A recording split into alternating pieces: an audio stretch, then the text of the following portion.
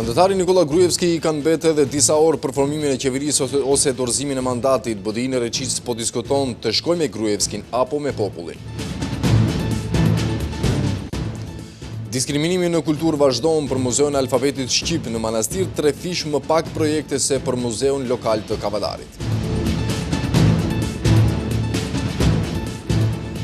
Fëmijët lypsar janë të gërsnuar në çdo rast, jeta e tyre keq përdoret nga të rriturit.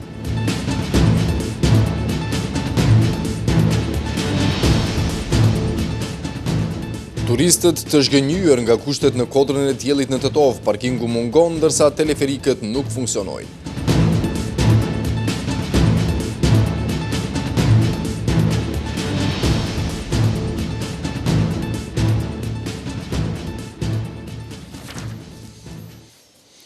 Mirëmbrëma dhe mirë se takohemi sërish të nderuar shikues. Kanë mbetur edhe disa orë nga afati i mandatarit Nikola Gruevski për të formuar qeverinë e re ose për t'i rikthyer mandatin presidentit Gjorgji Ivanov, ndërkaq Bashkimi Demokratik për Integrim, që nga ora 13 po mban mbledhje të kryesisë qendrore për të vendosur për hapat e mëtejshëm. Zëdhënësi I BDI-s Bujar Osmani tha se në tavolinë janë 5 opsione për cilat kryesia po diskuton. Zhvillimet në selinë e BDI-s në Reqicë të vogël po I ndjek kolegu ynë Arben Zeqiri, I cili do të na I sjellë detajet e takimit.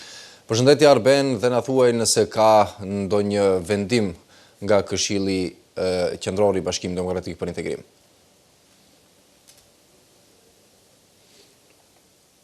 Po avdi nuk ka asnjë vendim të ri dhe si duket edhe për një kohë të gjatë nuk do të ketë. Mbledhja maratonike vazhdon edhe mëtej që nga ora 13 dhe duket që do të arrijë dhe mesnatën duke pasur parasysh se janë çastet e fundit për të marrë një vendim përfundimtar pro ose kundër koalicionimit me VMRO-DPMN, konkretisht me mandatarin Nikola Gruevski. Para pak qastesh nga mbledhja u larguan 3 nga 4 nënkretarët e kësaj partie, Nevzat Bejta, Teuta Arifi dhe Izet Mexhiti, të cilët tani më edhe publikisht janë shprehur kundër koalicionimit me Gruevskin. Deri në këto qaste mbetet edhe mëtej ajo që deklaroi më herët zëdhënësi I partisë Bujar Osmani, se në tavolinë janë 5 rrugdalje apo 5 vendime optimale për të cilat ende nuk ka një vendim të prerë. Para se të njoftojmë për detajet e fundit, ftoj regjin që të ndjekim deklaratën e plot ku mohosisht do të mësoni 5 rrugdaljet të cilat janë duke I diskutuar antarët e kryesisë qendrore të BDI-s. Ende jemi në pjesën e parë të mbledhjes ku po diskutohet kryesisht mbi parimet, pa konkretizime të sakta mbi detaje. Thash më shumë për parimet pro dhe kontra për gjitha opsionet, mendoj që gjatë zhvillimit të mbledhjeve do të futemi edhe më detajisht, por për momentin nuk kemi një qëndrim konkret. Kryetari Ahmeti I ka futur 5 opsionet në tavolinë, kërkon mendimin e të gjithëve në parti, me që këto janë situata delikate, vendimet janë me pasoja edhe për shtetin, por edhe për qytetarët edhe për partinë, ai kërkon mendimin e të gjithëve që vendimi të jetë më I shëndetshëm. Kemi 5 opsione në tavolinë, 1 është me VMRO-n, 2 me LSDM-n, nën 3 është të qeveria zgjeruar, nën 4 të mbetemi në opozitë dhe nën 5 zgjedhje të parakohshme. Të gjitha opsionet janë në tavolinë, secili antar I kryesisë merr fjalën dhe bisedon qëndrimet e veta mbi argumentet pro dhe kundër për secilin nga këto opsione. Domethënë nuk dominon për momentin njëri opsion. Prandaj thash, kjo fazë e parë është fazë parimesh me gjitha opsionet, pastaj nëse eventualisht do të ngushtohet në disa opsione, do të futemi më konkretisht për t'i trajtuar ato opsione.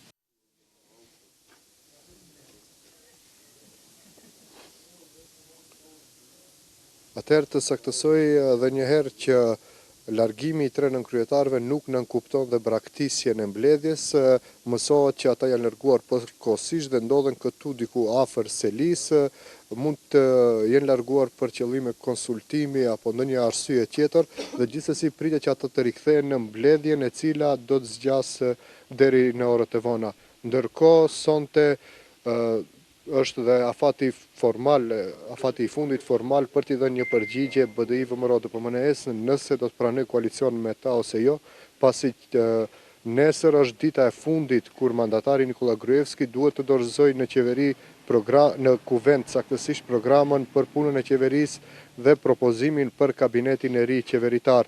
Nëse këtë nuk e bën deri mesnatën mes së dielës dhe të hënës, atëherë Gruevski është I detyruar që t'ia kthejë mandatin presidentit Gjorgji Ivanov dhe i njëjti më pas do të vendosë se kujt do t'ja jap mandatin e dytë.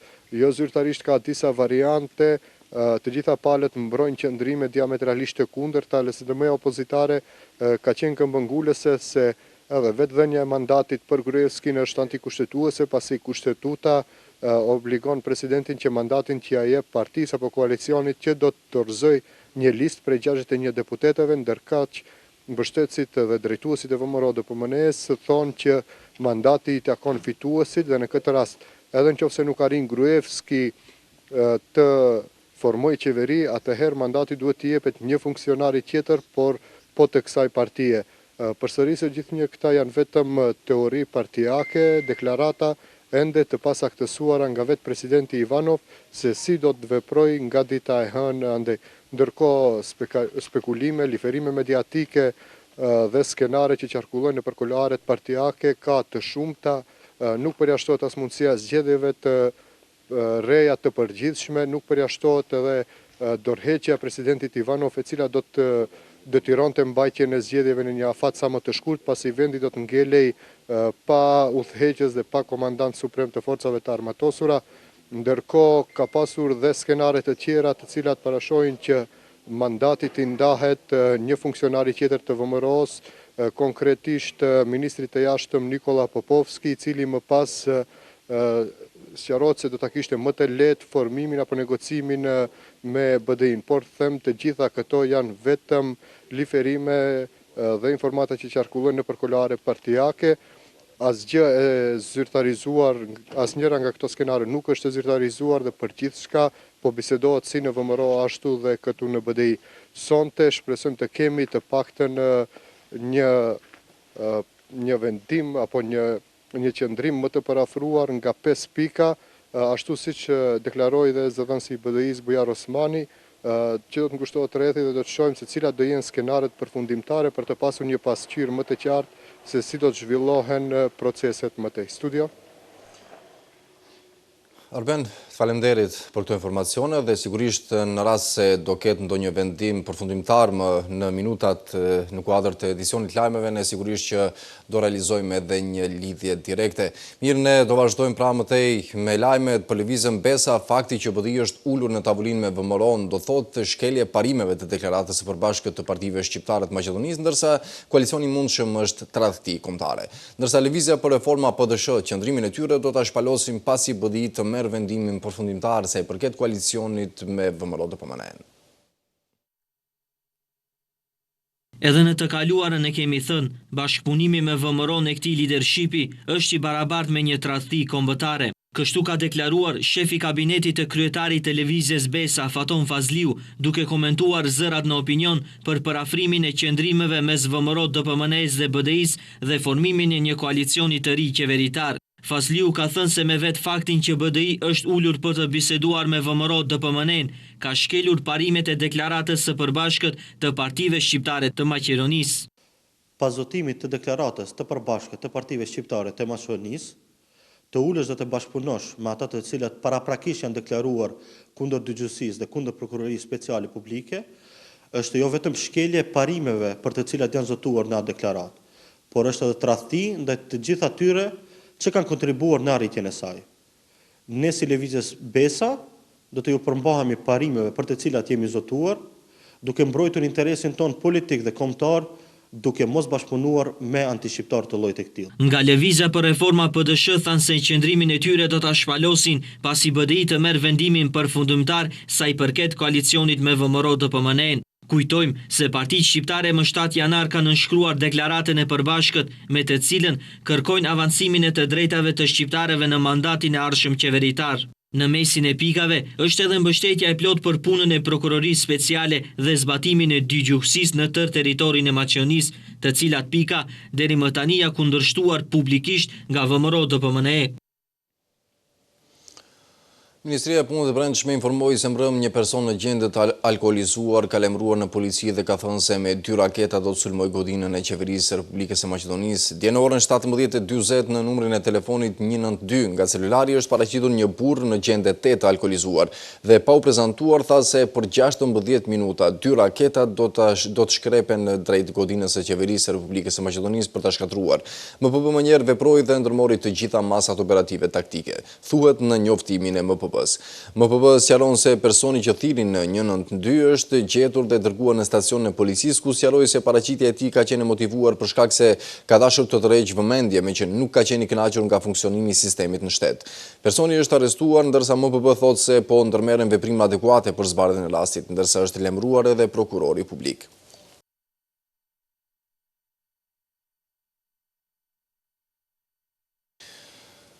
Ministria e Kulturës vazhdon me diskriminimin e kulturës shqiptare për Muzeun e Alfabetit Shqip në Manastir, jo vetëm që nuk ndahen mjete për rikonstruimin e fasadës, por edhe numri projekteve që mbështet ky muze është simbolik vetëm 3. Që ironia të jetë akoma më e madhe, institucionet e nivelit lokal janë shumë më të favorizuara se Muzeu e Alfabetit Shqip që është pra institucion nacional. Muzeu i Alfabetit Shqip në Manastir, edhe pse është një institucion nacional, është njëri prej institucioneve që mbështetet më së paku nga Ministria e Kulturës. Madje ky institucion, edhe pse ka emrin nacional, është mbështetur shumë më pak se institucionet e nivelit lokal. Ministria e Kulturës gjatë vitit 2017 mbështet vetëm me 3 projekte Muzeun e Alfabetit Shqip në Manastir. Nëse krahason numrin e projekteve të muzeve të tjera me atë të Muzeut të Alfabetit Shqip të Manastirit, do të shihet se Muzeu i Alfabetit jo vetëm që nuk mbështetet me numër të njëjtë projektesh me institucionet e tjera të nivelit qendror, por edhe muzeet e niveleve lokale mbështeten shumë më shumë se ky muze që është i nivelit nacional. Sa për ilustrim, po përmendim vetëm disa prej tyre. Muzeu i Krushevës mbështetet me 14 projekte, Muzeu i Kumanovës me 11 projekte, Muzeu i Gjevgjelis me 5 projekte. Muzeu Dr. Nikola Nezlobinski Strug mbështetet financiarisht me 10 projekte. Enti për mbrojtjen e monumenteve të manastirit me 18 projekte, ndërsa Muzeu Arkeologjik me 22 projekte, ose 7 fish më shumë se Muzeu i Alfabetit Shqip në Manastir. Që ironia të jetë akoma më e madhe, institucionet e nivelit lokal janë shumë më të favorizuara se Muzeu i Alfabetit Shqip që është institucion nacional. Muzeu Galeri i Kavadarit mbështetet me 10 projekte, ndërsa Muzeu i Qytetit të Negotinës me 7 projekte, që janë disa fish më shumë se sa projekte që mbështetet Muzeu i Alfabetit Shqip në Manastir. Ndërkaq, sekretari shtetëror i Ministrisë së Kulturës, Bejxudin Shehabi, gjatë prezantimit të programit vjetor, u lavdërua për ndarje proporcionale të buxhetit, madje edhe duke i jashtuar një projekt që nuk ekziston Muzeut të Alfabetit Shqip në Manastir. Ndërkaq, për rikonstruimin e fasadës së Muzeut të Alfabetit, Ministria nuk ka ndarë mjete. Sipas Shehabit, rikonstruimi do të bëhet me mjete nga fondet IPA. Sa i përket manastirit, ne kemi mbështetur, do të shifni edhe në programin vjetor, rreth mbi 1 milion denar për 4 projekte për Kongresin e Alfabetit. Ju kemi informuar, po e përsëris, sa i përket rregullimit të eksterierit, ose pamjes në të këtij objektit të rëndësishëm për kulturën shqiptare, ne kemi një projekt cilin e kemi dorëzuar në IPA fonde. Edhe në mars në fillim të marsit kemi përgjigje pozitive, fillon implementimi i projektit për restaurimin dhe rregullimin e eksterierit të Muzeut të Manastirit. Shehabi thotë se rikonstruimi do të përfundojë si vjet, madje ai premton edhe rregullimin e çështjes së pronësisë. Megjithatë, tash e 1 dekadë të gjithë shqiptarët janë ngopur me premtime boshe të Ministrisë së Kulturës.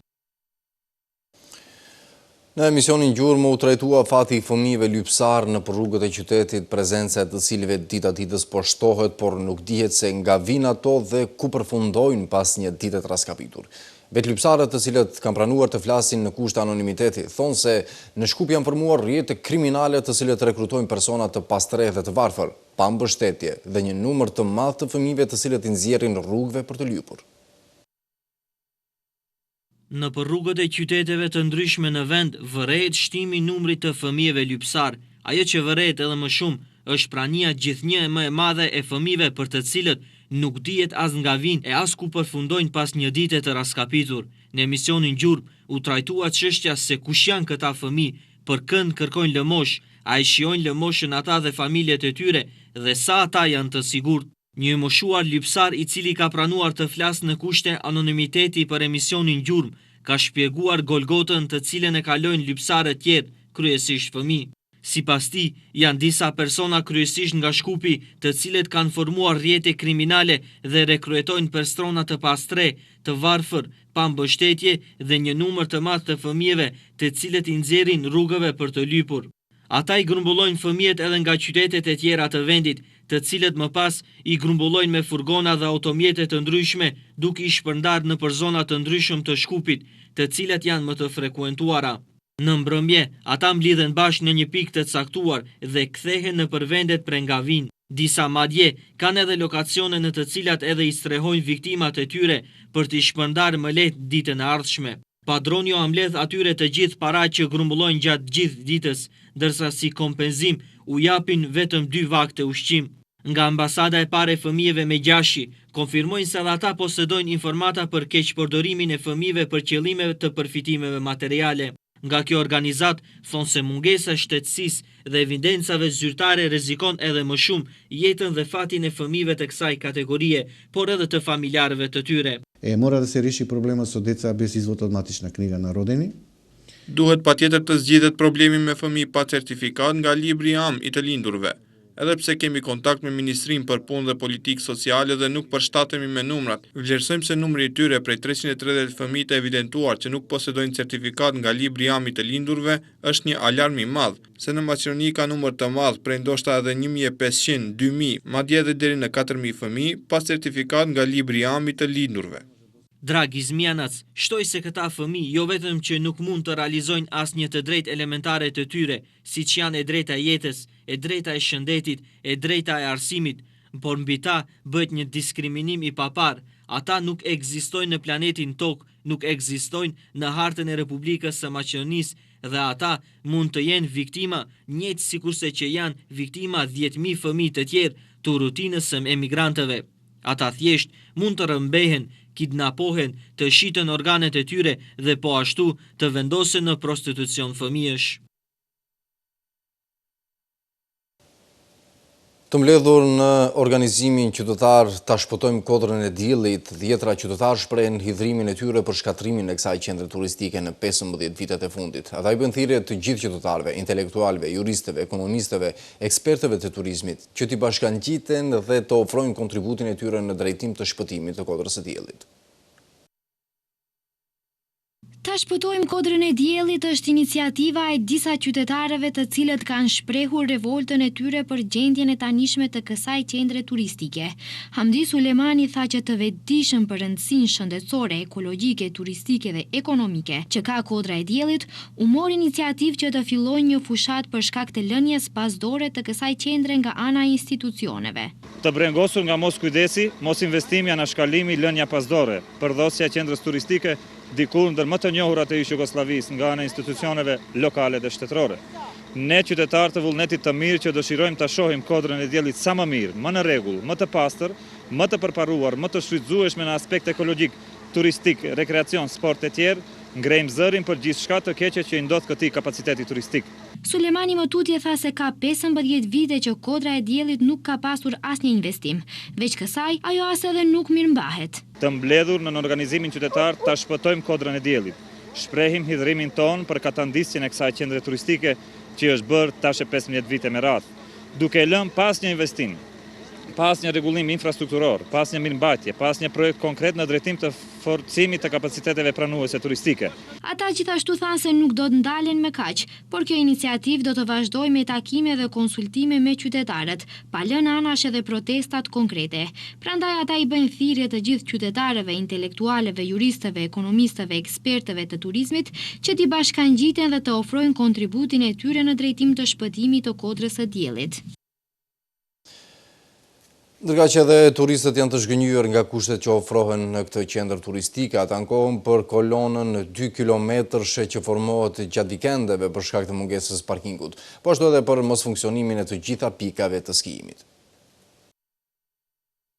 Mungese parkingut që e bën kolonën me kilometra, mos funksionimi disa teleferikëve, mos mirëmbajtja e ambientit, janë disa nga ankesa që turistët i shprehnin për televizionin shenja ndaj qendrës turistike Kodra e Diellit. Kjo qendër, siç thonë ata, është një pelë me kapacitete të mëdha, por nuk mirëmbahet dhe shfrytëzohet ashtu siç duhet nga institucionet. Ka shumë vite që kjo qendër turistike është lënë anash, dhe e vetmja gjë që i ka ngelur kësaj kodre është bardhësia e borës. Ne jemi klub skijimi, funksionojmë që disa vite, unë vetë kam qenë skiator dhe e di mirë se si Kodra e Diellit ka funksionuar më herët. Kohëve të fundit apo viteve të fundit, Kodrën e Diellit nuk ka asnjë investim konkret. Të paktën të ketë kushte minimale. Këtu kusht minimal vetëm është ajo që ne dhuron Zoti, bora. Ka jedno prekrasno mesto koje što ima preubavi kapaciteti. Është një vend i mrekullueshëm dhe ka kapacitete të mëdha, vetëm se nuk janë mjaftueshëm të përdorura dhe kam vetëm një vërejtje që bora nuk rrafshohet siç duhet. Disa nga teleferikët sot nuk funksiononin dhe ajo që i kishte revoltuar më shumë turistët është se shitësit e biletave u shisnin atyre bileta, por nuk i informonin se teleferikët nuk punojnë. Kështu ata u merrnin të hollat ndërkaq jo të gjitha pikat e skijimit ishin funksionale. Madje, edhe ata të cilat punonin, turistët thonë se janë shumë të rrezikshme për t'u shfrytëzuar. Ja e shihni sot në çfarë gjendje janë ashensorët. Krejt me qëllim. Këtu është edhe rrezik në ato ascensorë të hipër, këtë e thamë me gjithë përgjithësi. Para 5 vjetëve e kanë bërë një gropë të madhe nalt gjoja se të bëjnë borë artificiale. E kanë 5 vjetë rinë gropa e cila është bërë vetëm ç'duket gjelbrimi.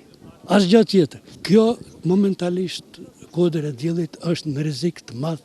Unë sot momentalisht erdha për me vizitu dhe për me skiu, por fatkeqësisht ata që na shitën biletat nuk na treguan që ski liftat nuk punojnë, po ashtu edhe kushtet janë shumë të vështira këtu. Investim, si se shifni edhe vetë, nuk ka as pak.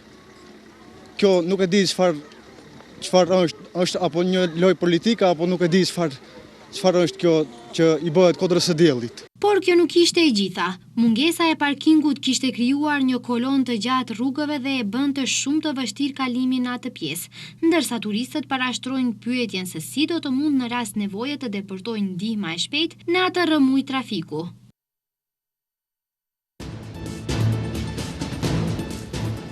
Ministria e Brendshme e Shqipërisë ka kërkuar Interpolit të rishikojë të gjitha urdhër arrestet e Serbisë, përfshirë këtu edhe rastin e Ramush Haradinajt.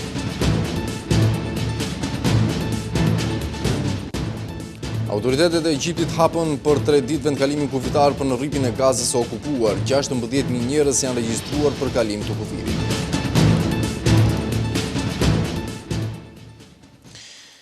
Ecim më temi lajmet, Ministria e Brendshme e Shqipërisë ka kërkuar Interpolit të rishikojë të gjitha urdhër arrestet e Serbisë, përfshirë këtu edhe rastin arrestimit të Ramush Haradinajt, të cilin Ministri i Brendshëm i Shqipërisë Sajmir Tahiri e ka cilësuar të paligjshëm. Ekzekutimi i urdhër arresteve të lëshuara nga Serbia është i tepërt dhe i paligjshëm. Kam shprehur këtë bindje dhe drejtuesve të Interpolit, duke kërkuar rishikimin e të gjitha urdhër arresteve të lëshuara nga Serbia dhe mos ekzekutimin e tyre në të ardhmen. Tha ai, duke shtuar se kjo është arsye që ai ka kërkuar nga Interpoli të shikoj dhe filtroj urdhër arrestet. Këto deklarata Ministri i Brendshëm i Shqipërisë i bëri gjatë konferencës për shtyp me homologun kosovar Skënder Hysseni në Prishtinë. Më herët Ministri i Brendshëm zhvilloi edhe një takim me presidentin e Kosovës Hashim Thaçi. Presidenti i Turqisë Recep Tayyip Erdogan pas takimit që realizoi me kryeministren britanike Theresa May tha se çështjet e Sirisë dhe Irakut janë shumë të rëndësishme për Turqinë dhe Britaninë e Madhe. Erdogan është takuar sot me kryeministren e Britanisë Theresa May, e cila mëngjesin e sotëm mbriti në Ankara një ditë pas vizitës së saj në Shtetet e Bashkuara të Amerikës. Presidenti turk tha se në takim është biseduar për bashkëpunimin në fusha të ndryshme. Çështjet e Sirisë dhe Irakut janë të një rëndësie të veçantë për Turqinë dhe Britaninë e Madhe. Biseduam edhe për dëshirat tona që bashkëpunimi i Turqisë me forcat e koalicionit të mbështetet në një koncept krejtësisht tjetër, tha Erdogan. Pas takimit me presidentin Erdogan, kryeministra britaniku u prit në mënyrë solemne në pallatin Çankaya nga kryeministri Binali Yıldırım, ndërsa pas takimit është paraparë edhe një konferencë përbashkët për mediat. Pas mbritjes në kryeqytetin Ankara, May fillimisht vizitoi Anit Kabirin, mauzoleun e themeluesit të Republikës Mustafa Kemal Atatürk. Ministri i Mbrojtjes i Republikës së Turqisë Fikri Ishik në lidhje me vendimin e Greqisë për mos ekstradimin ushtarakëve fuqist ka deklaruar se vendimi i gjykatës së lartë në Greqi është një zhgënjim i plot. Ai tha se Turqia e di se Greqia shpeshherë ka marrë qëndrime të gabuara që kanë zhgënjur Turqinë në lidhje me çështjen e PKK-s dhe organizatave tjera terroriste. Sipas tij, Greqia me këtë vendim ka vërtetuar se është në një rrugë të gabuar në luftën kundër terrorit dhe terrorizmit. Açıkça söylüyorum. Bu bir yargı kararı değildir. Bu karar... Po e shpreh hapur se ky nuk është një vendim gjyqësori. Ky vendim nuk është një vendim që shpërndan drejtësi. Ky vendim është një vendim politik. Greqia me këtë vendim gjithashtu ka vërtetuar se është në një rrugë të gabuar në luftën kundër terrorit dhe terrorizmit. Ajo që presim në mënyrë urgjente nga Greqia është që të rregullohet sa më parë ky vendim i gabuar dhe i padrejtë dhe ekstradimi në çdo rast të këtyre 8 personave. Presidenti Amerikan Donald Trump ka urdhëruar ndaljen e pakufizuar të hyrjes së refugjatëve sirianë në Shtetet e Bashkuara dhe pezullimin e vizitave nga disa vende të tjera muslimane. Trump mbrëm vonë ka urdhëruar suspendimin e migrimit nga 7 vende me popullat shumicë muslimane për 90 ditë derisa të implementohet procesi ekstrem i shqyrtimit.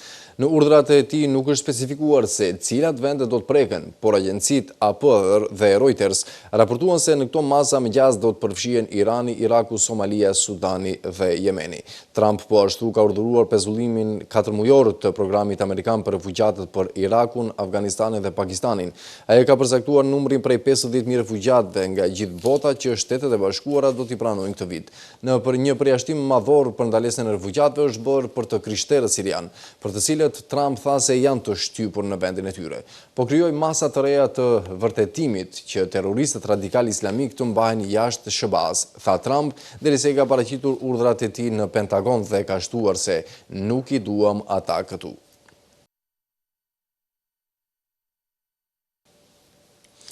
Autoritetet e Egjiptit kanë bërë të shtunën një hapje të vendkalimit kufitar Rafah përmes të cilit kalohet në rripin e Gazës okupuar. Terminali do të qëndrojë hapur për 3 ditë rresht, tha Hisham Odwan në cilësi të drejtorit të vendkalimit Rafah nga pjesa palestineze.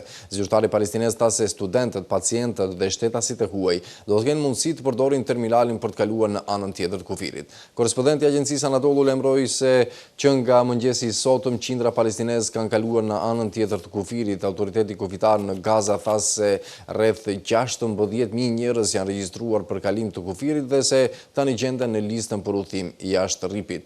Lideri i Hamasit Ismail Haniyeh mbriti në Gaza pikërisht përmes këtij vendkalimi, pasi paraprakisht qëndroi në Katar për 5 muaj. Në një prononcim për mediat pas mbritjes, Haniyeh tha se bisedimet e fundit që kanë pasur me zyrtarët e Kairos kanë qenë të fryqme. Një anije mallrash nën flamurin e Tanzanisë është fundosur sot në detin Marmara pasi mbrëm filloi të fundoset e ankoruar afër lagjes Zejtinburnu. Agjencia Anadolu ju informon se anija e mallrave Bereket nën flamurin e Tanzanisë filloi të fundoset të mbrëm vonë, ndërsa sot rreth mesditës mund të shihej vetëm kabina e ekipazhit të anijes. Shkaku i fundosjes së anijes me gjatësi 115 metra dhe peshë 2980 ton ende nuk dihet, ndërsa roja bregdetare mbrëm drejt anijes dërgoi ekipe për shpëtim. Ende nuk dihet nëse ka të pësuar në anijen e fundosur. Këto ishin të gjitha informacionet e përmbledhura për këtë edicion të lajmeve të nderuar shikues. Faleminderit që ishit me ne, ndërsa për më shumë informacione klikoni në faqen tonë të internetit shenja.tv. Nga unë natën e mirë.